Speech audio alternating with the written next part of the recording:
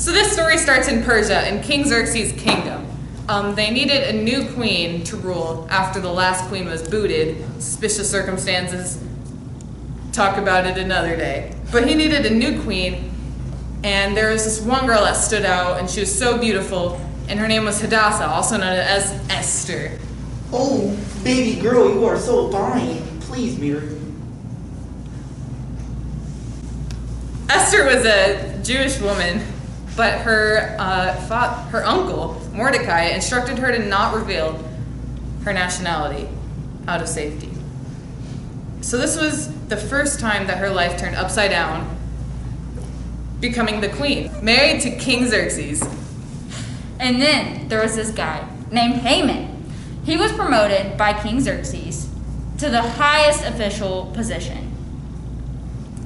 He even made this law that made all of his kingdom bow down to Haman when he passed by. But there was one guy, Mordecai, who did not bow down to Haman. And Haman got really mad about this and found out that he was a Jew. So he went to King Xerxes and was like, there is this group of people that don't listen to your rules, and they're kind of like separate from the rest of your kingdom. So he brought up this decree, and that said that on this certain day, this group of people should be killed by the other people in the kingdom.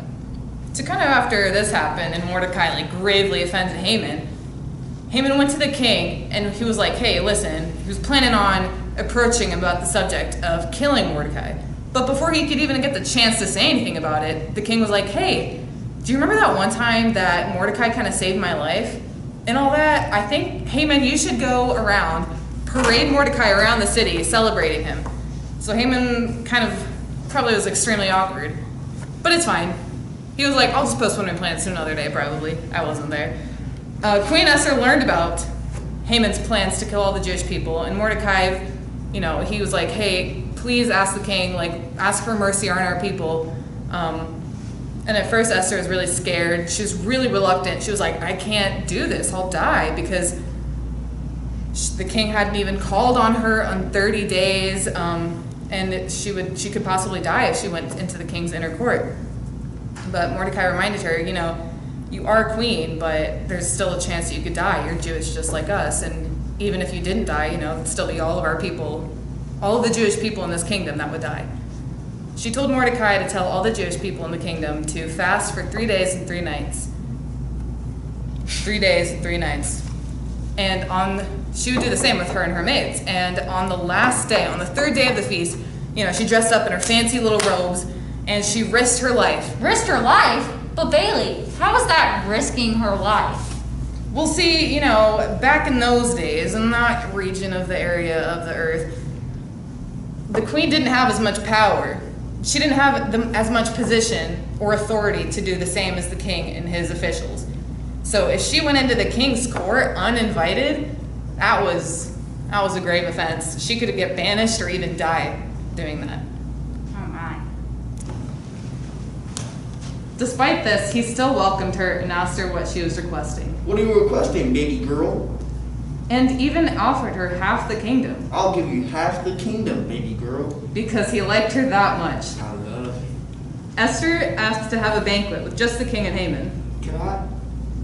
My request is to have a banquet with you, my lord, and you, Haman. This was the banquet where she was going to reveal Haman's plans. This was the second time that Esther's life flipped upside down, putting her life on the line. And then the day of the banquet came.